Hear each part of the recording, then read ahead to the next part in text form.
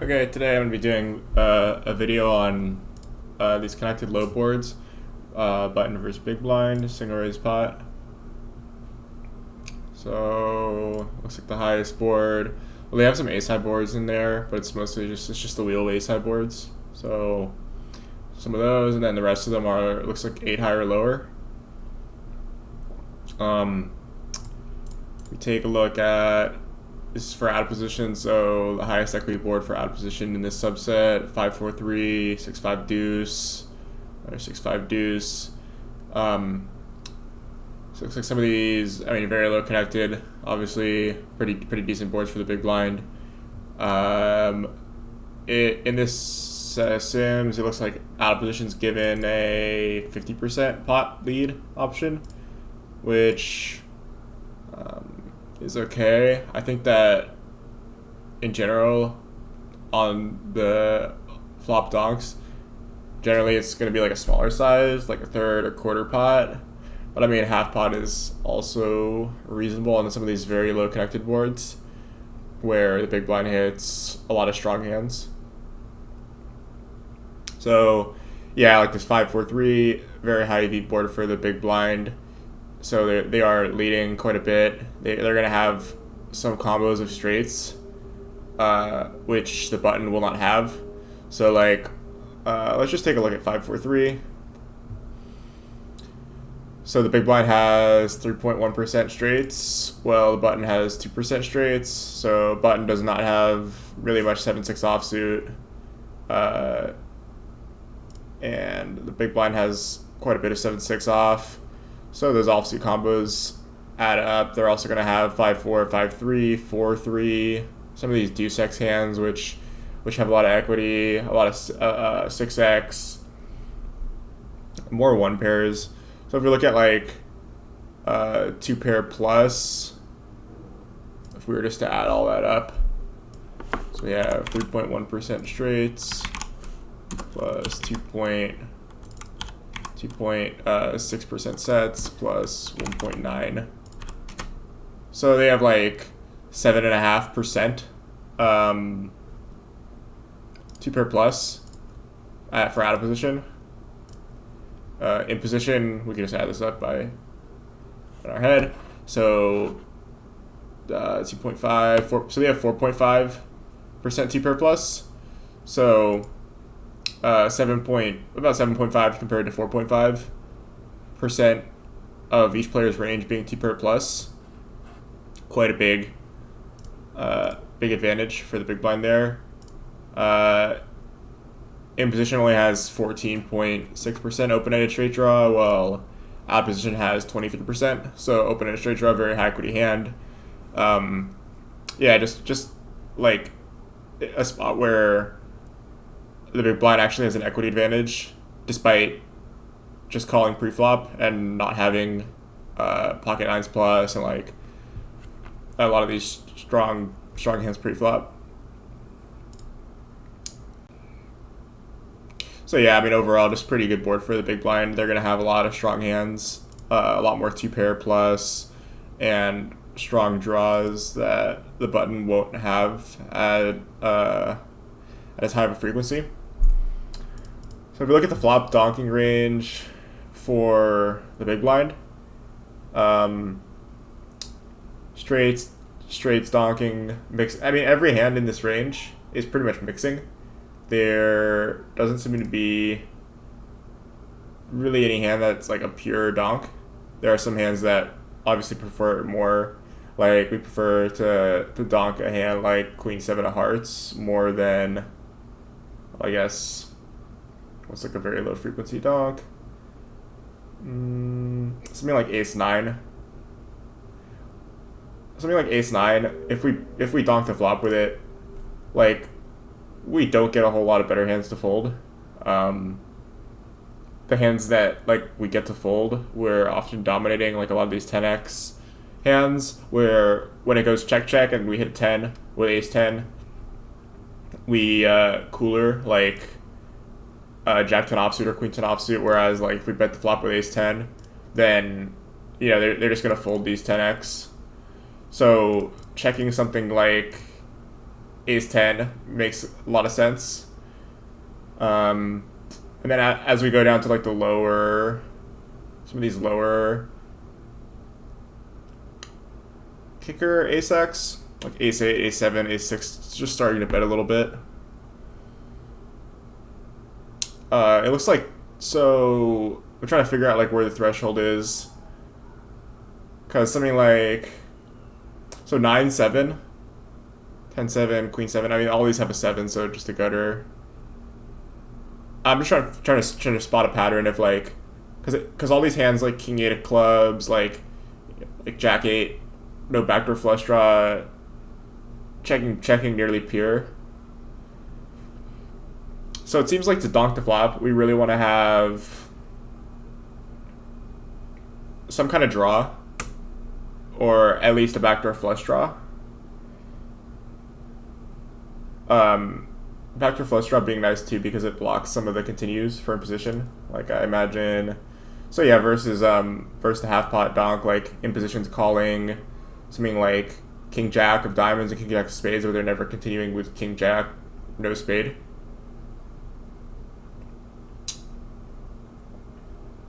Interesting that ace king is folding to the donk bet on the flop without a spade.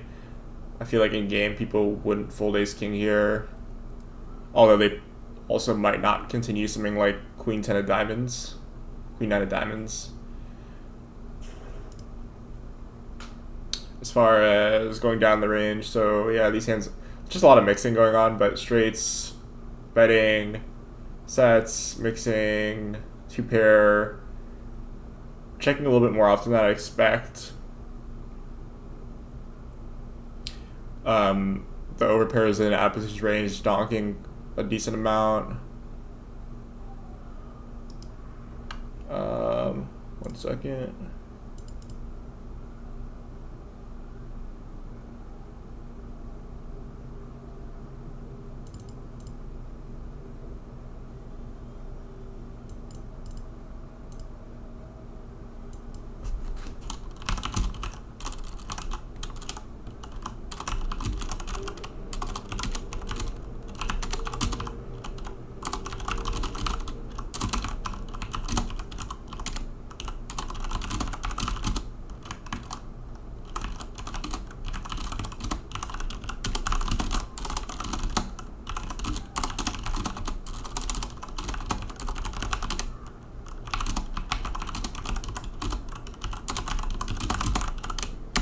Okay.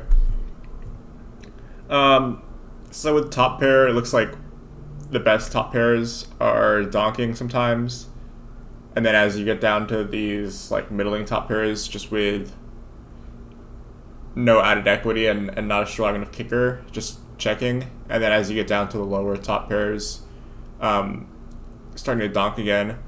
Something like 5 deuce, I think, makes a really nice donk bet because you with the deuce, I mean, you obviously have the added equity of the open ender, but like having the deuce, you really benefit from protection and just getting folds from, you know, this whole region of king queen, queen 10, 10 9, 9 8 type of hands. Just getting 2 overcards to fold is pretty good, and you also get called by worse hands, so that combination's generally pretty good for betting.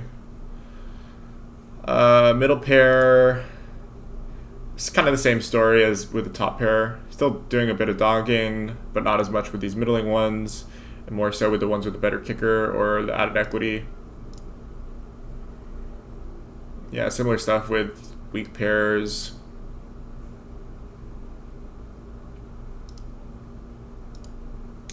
Ace highs, yeah. So betting a bit more with the weaker ace highs, and then ones with like a spade. Overall, ace high is doing a lot of checking because, I mean, if you bet like we saw with the ace 10 or something, like you're just gonna get a lot of hands that you dominate to fold, which isn't really a good result. Flush draw is doing quite a bit of donking. Generally, I mean, in any spot from what I've seen, if you have a bet range on any node, flush draws, at least on the flop, or I mean, well, on the river there's no such thing as a flush draw, but on the flop and the turn, flush draws tend to bet like 10 to 15% more than the overall frequency, sometimes 20%. So in this spot, yeah, like overall frequency is like 39, and then flush draws are betting 54% of the time.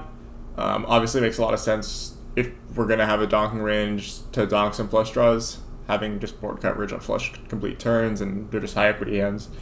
So not much to be said there. And as far as like which flush draws you want to donk and which ones you want to not, I mean, there's just so much mixing going on, and I think it's going to change a lot board to board. So not really going to dive into that too much. Open-ended straight draws, doing a lot of donking. Ace high ones not as much.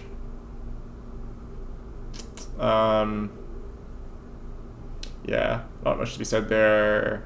A bit more than the overall frequency. Yeah, gut shots, similar-ish thing, but slightly going down in frequency. Like, it makes sense that open-ended straight draws and flush draws would like to bet more than gut shots, just as they're stronger draws and have higher equity.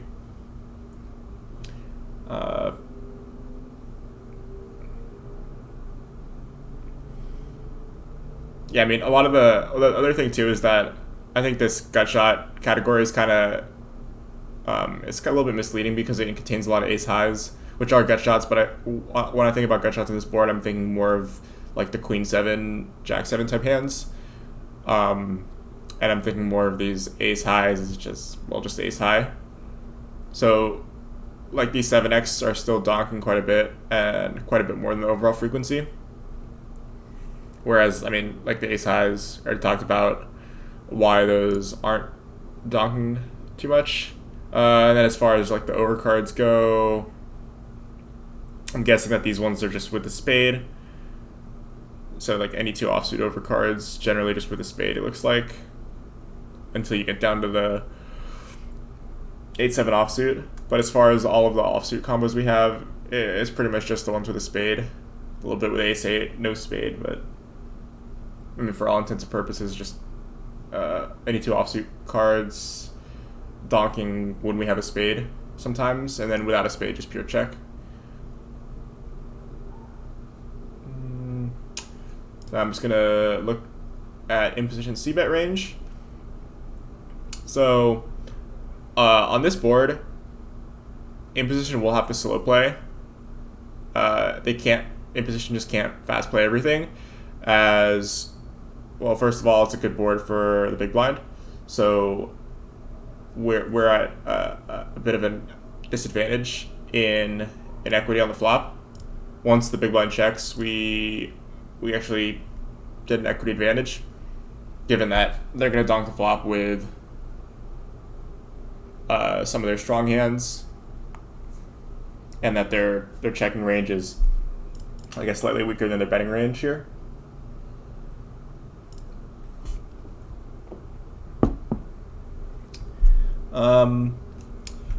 This board, I mean, like we'll pick up new strong hands on some runouts, so I think it's mostly a factor of the board being very good for out of position, and if we don't check back some strong hands, then on a lot of runouts we'll basically be in a very rough spot. Like, even if it goes check and the turn's a king, out of position is going to do some very large probing. Like our king X is even different, but if we check back the flop with some sets and like two pairs, then those can easily defend. Yeah, so like we're checking back the flop with some of these strong hands in order to defend against this line where they overbet turn, jam river. If people aren't going for the overbet turn, jam river lines in these kind of spots, then fast playing a bit more is reasonable. Going through the hand classes, straights are nearly pure betting for in position. Straights tend to tend to bet a lot as you unblock so many continues. Like, i.e. one pair of holdings. I mean, it's also just, it's obviously the strongest hand in range, and like, you will turn straights when it goes check check. When it goes, when it goes check check, and it turns like a 7 or 6 deuce. I mean, I guess that's not super important as to why we're betting 7-6. Just something to think about. One thing that's nice about betting like 7-6 is you get called by hands that you're dominating and then you can cooler. So just getting some more money in on the flop against like any deuce X holding or 6X that's basically drawing dead or drawing to a chop is very good. So then these sets, like, not pure betting, checking back a little bit. Two pair checking back pretty frequently. I think a lot more than people would expect or how people play in game. I mean, people c-bet 5-4 here a lot, c-bet 5-3 here a lot. As to the reason why these two pairs are checking back so much, like,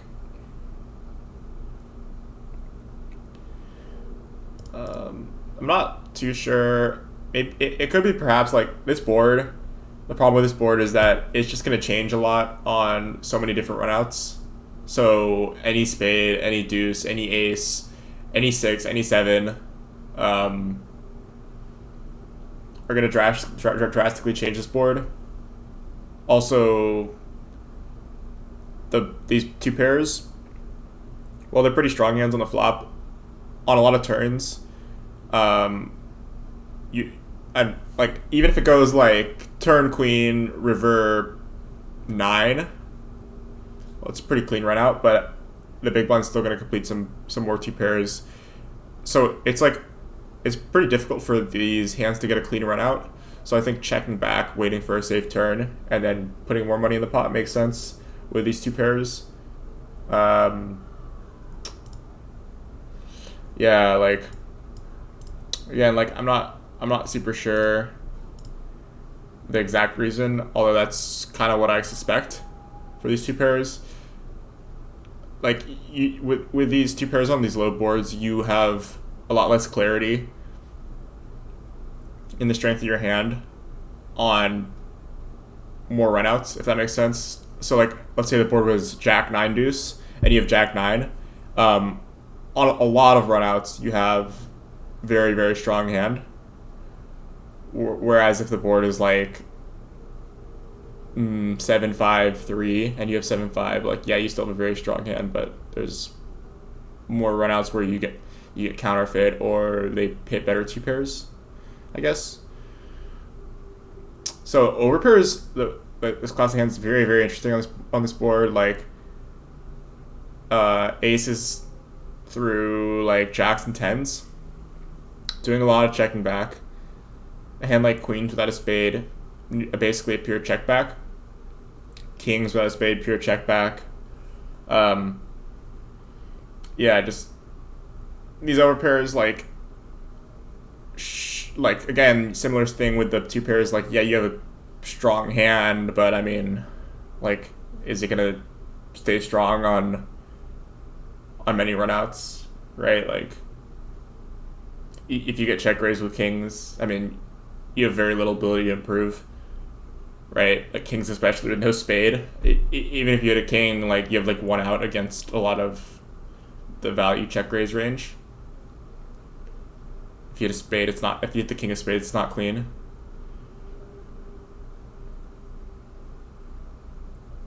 And then as you get down to like 9s through 6s, obviously these are like weaker hands in absolute hand strength, but they benefit a lot more from protection, getting folds from overcards. I think most people understand that concept these days. Yeah, but these overpairs doing a lot of checking back with the strongest overpairs. Top pair, stronger top pair bet. middling top pair check, weakest top pair bet again with the added equity. Kind of standard stuff, similar with middle pair, similar with weak pair. As far as our ace highs, yeah, doing a lot of checking back.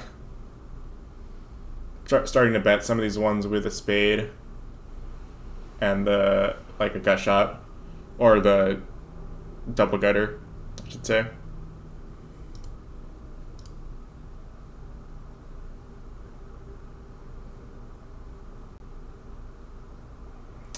Um,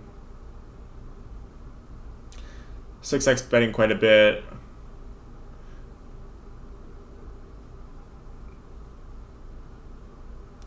A lot of these overcard hands without a spade, just mostly checking back. King queen generally, and like queen jack, king jack, king 10. A lot of these strong Broadway cards are going to be pretty high frequency checkbacks when we have a checkback range in the flop.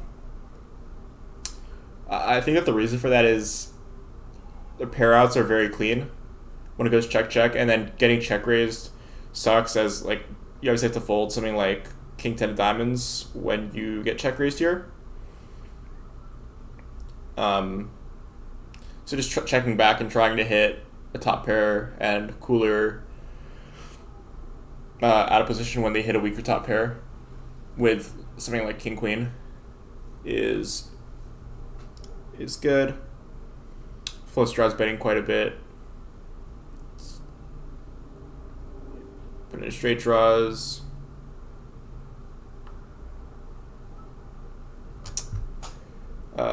So that kind of overviews the c-betting strategy, like the donk bet strategy and the c-bet strategy for this board. I'll play some hands against the trainer, and then maybe look at some runouts. Actually, very quickly, I'm going to look at the barreling strategy for imposition.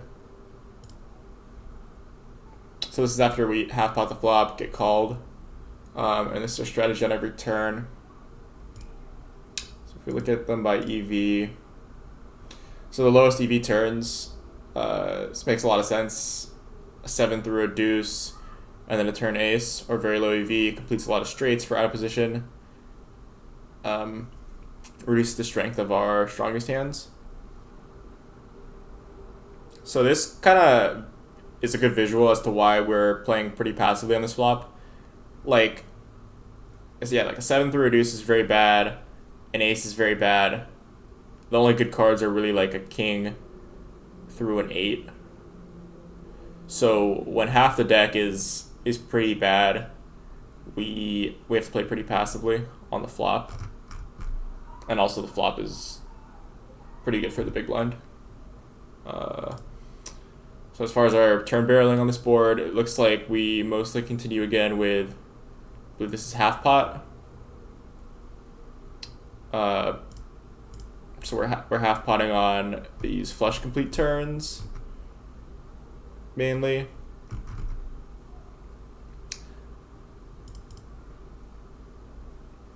Yeah, so a lot of half pot on the turns that bring in like a new class of top end hands for both players.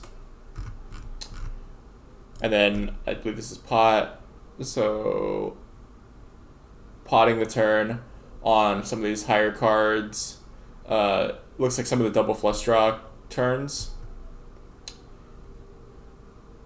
Mostly overcards, double flush draws, stuff that doesn't complete. Some of these board pairs.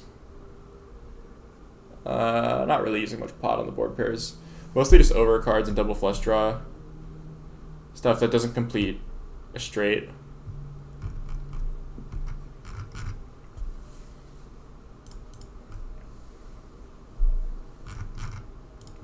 Yeah. So we face a donk bet here. I think queen jack with the queen of spades will continue. I think we mostly want to call it. Maybe we could raise very low frequency. I'm just going to go with call though. Whereas turn bet, I mean, obviously continuing now that we hit the jack.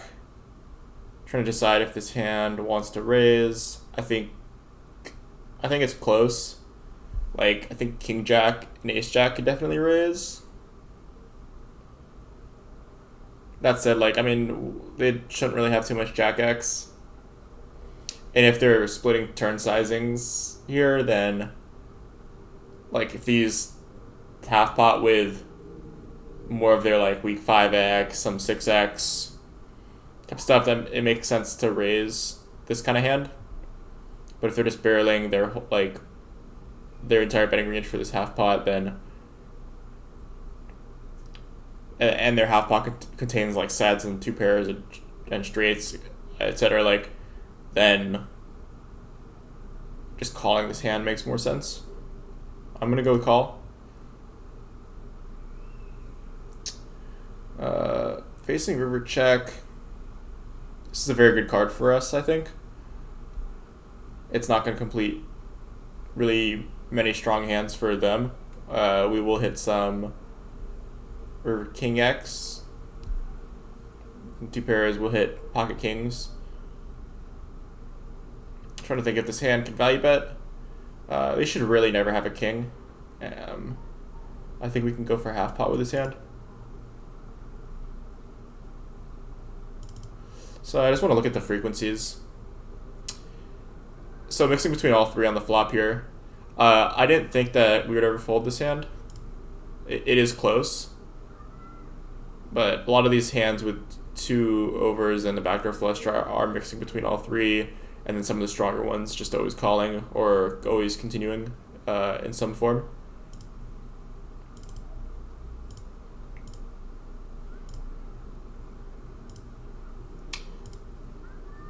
Yeah, turn, pure call with our combo, raising a bit when we have the jack of spades. I guess, like, be having the jack of spades weights them away from having, I don't know what the blocker effect is of having the jack of spades opposed to the queen of spades. Look at their betting range. Yeah, I mean, I guess we block jack of spades, like a lot of the flush draws that they have that hit the jack of spades, which weights them more towards having just a no pair flush draw, or having other stuff besides a jack. And they are splitting turn or using a bigger size.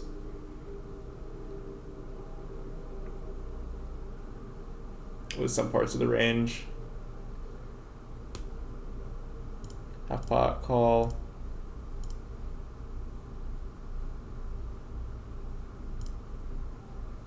So our value betting threshold on the river is, it's like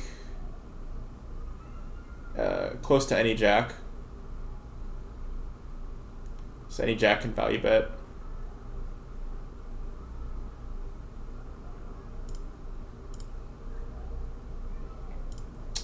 Yep.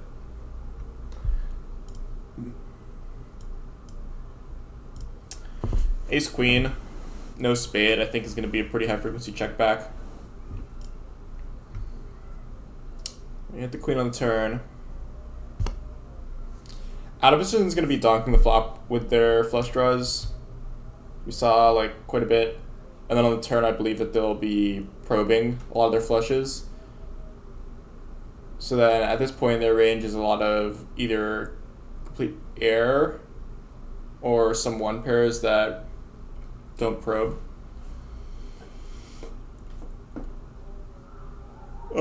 They will have some traps though. I think this hand mostly wants to bet, but I wouldn't be surprised if a hand this strong still checks back sometime. I don't know if ace queen will. Maybe something like queen 8 that really doesn't want to get check raised. Just deciding between half and pot, like just gonna go with half this time. So check, check. Yeah, even ace queen, like king queen, just pure checking back. Really wild. Like, I mean, your hand like becomes pretty bad on a lot of rivers. And then if we bet the turn, I think we can value bet like some rivers.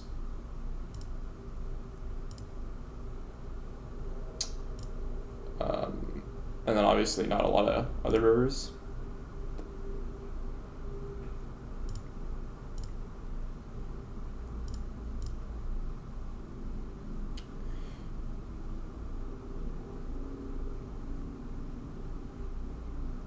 It's pretty rare that you'll see top pair check back this much in the delay line.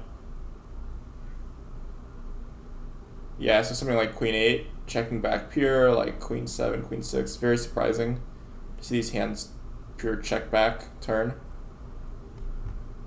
I would have thought that getting protection from like single spade hands and some random like ace x, king x hands in out of positions range would be enough to bet, and then also getting some value.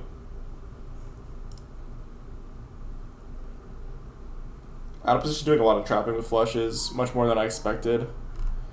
This might be a function of that they lead the flop a bit with their flush draws.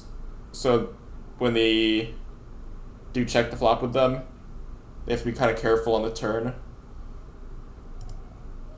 Although, like, with that said, like, we're in position's also going to bet a lot of their flush draws on the flop. So when it goes check, check, like, it becomes hard for either player to have a flush.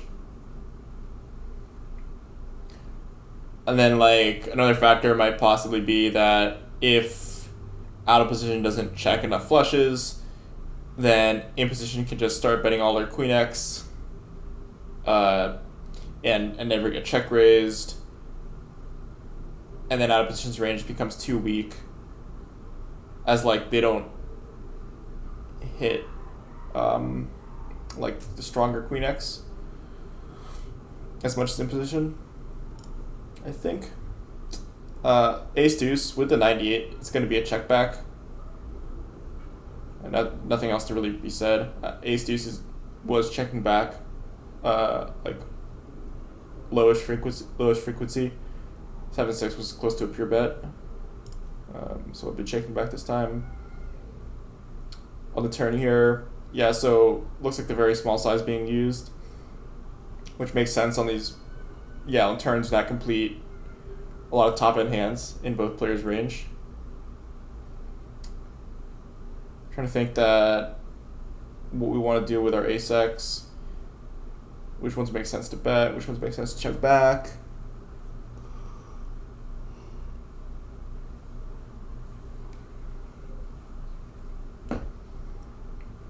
Ace-deuce, I feel like, might be more of a check back as we unblock like them from rivering like a jack or something, which will check call the river. Like, if we bet here, we're just getting continues from, yeah, we're getting called by some pairs, but like we're just gonna get a lot of folds from like stuff like jack 10, jack 9, queen 10, which we don't mind if they hit a pair on the river, and then, or if they bluff river or even. I feel like ace deuce would check back more than something like ace queen maybe, but I'm not too sure here. Yeah, I think with the number I will go for a bet, but I'm curious to see what the turn strategy looks like for delay C betting here.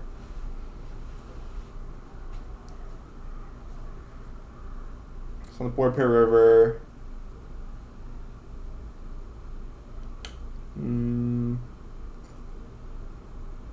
Feels a bit nitty to check back, but like, I mean, I guess they just have to. They're gonna continue with some 5x and then call with like 7s and 8s, maybe maybe. Yeah, I don't know if this is okay. Yeah, it felt really nitty to check back river, but I guess it's just correct.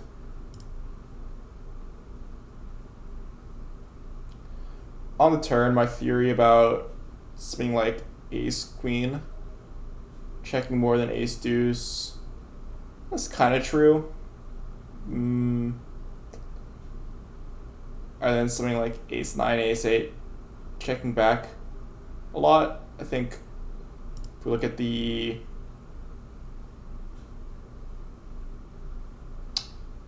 out of position range on the turn, they're checking a lot of like these just two Broadway kind of cards,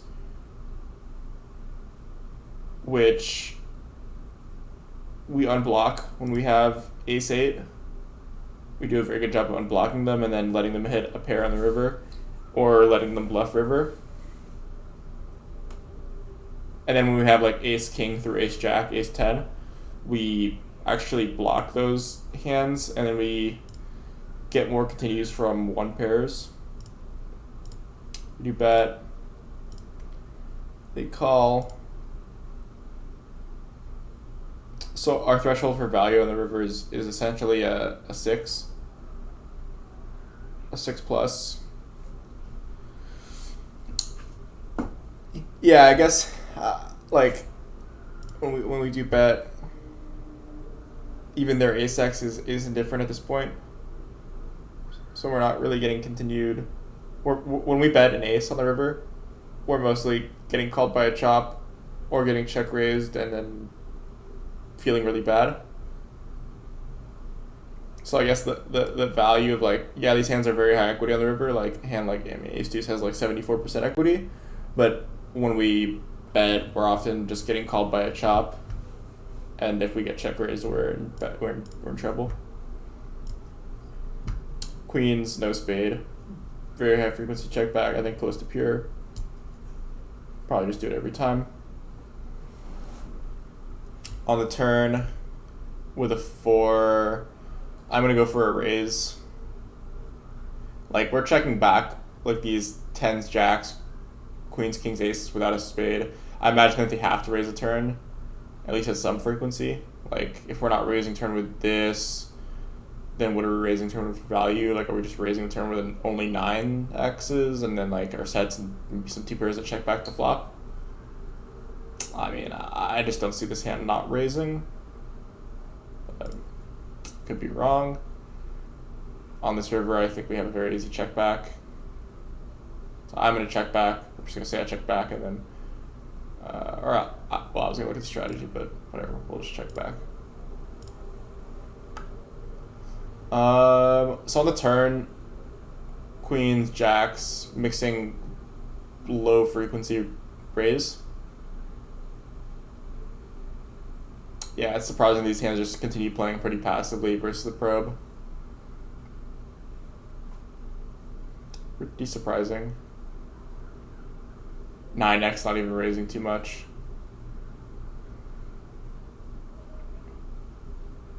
So it looks like most of our raise range is kind of constructed around hands that were very strong flop checkbacks. Like if we ever check back the flop with a set, more straight. Those are always raising the turn. Middle pair, no backdoor flush draw, kind of a middling kicker. I think with a 6 I will bet. However, this hand is obviously going to mix it up. Reverse check raise. I think we just fold this. We'll have better stuff to continue, like a lot of better stuff to continue, and this just has like such little ability to improve that I think we can just fold. Yeah, with a backdoor flush draw, it might be kind of close. Easy fold. Yeah, I'm just with ace of spades. Bet it. On the turn here, I think this hand just mostly wants to check back. Like our second pair, our flop second pair, I think generally wants to check back unless we have like diamonds or maybe 6-4 would continue betting. I think that, yeah, but most of our like king 4, queen 4 that bet the flop is just going to be checking back the turn and looking to bluff catch some rivers or looking to show down.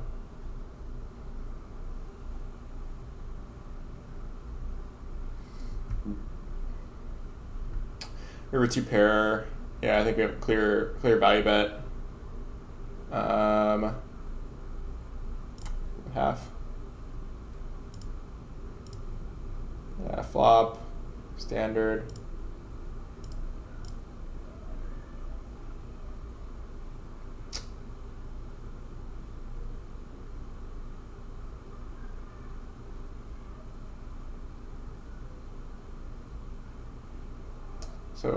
So our 4x, like,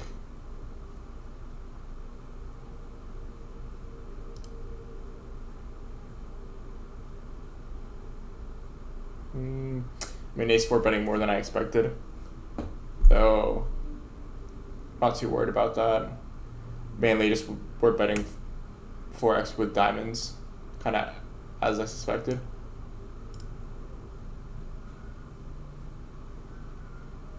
Yeah, I think we have a pure continue on the flop with a flop pair. Not loving it, but I don't see us folding this hand.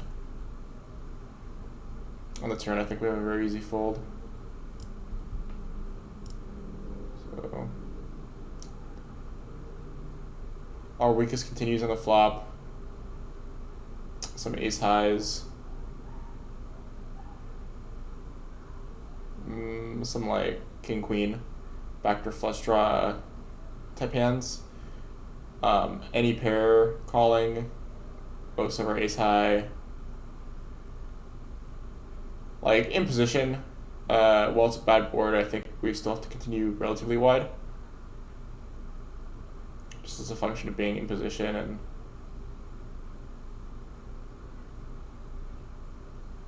whatnot. I'll do one more hand. Getting a little tired. Yeah, I mean, I'll do one more hand that is somewhat interesting.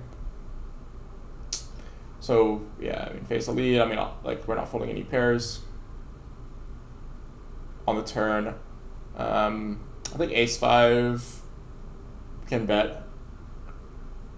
We benefit from protection from like any 2 cards, getting a fold from any 2 cards between a king and a 7 or a 6. We also get called by worse 5x. So yeah, ace-5 like is nearly a pure bet on the turn in this line. And yeah, at that I'll call it a video. I just really looked at this one board, but I mean, found a lot of interesting stuff on this board. Like, maybe in another video I'll look at some of these other boards or just play against the whole database so you can get into some more interesting spots.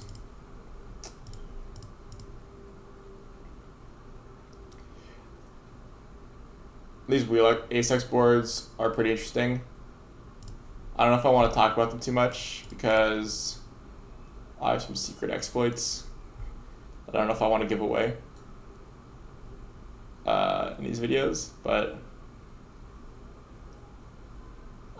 we'll see. So anyways, that's it.